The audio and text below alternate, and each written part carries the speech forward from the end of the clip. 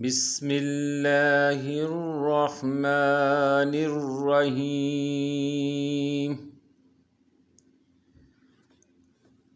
قل تعبدون من دون اللہ ما لا يملك لكم ضرا ولا نفعا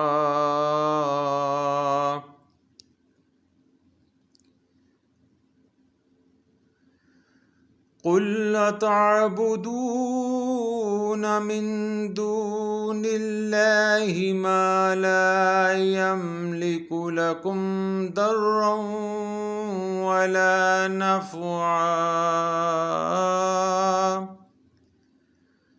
والله هو السميع العليم۔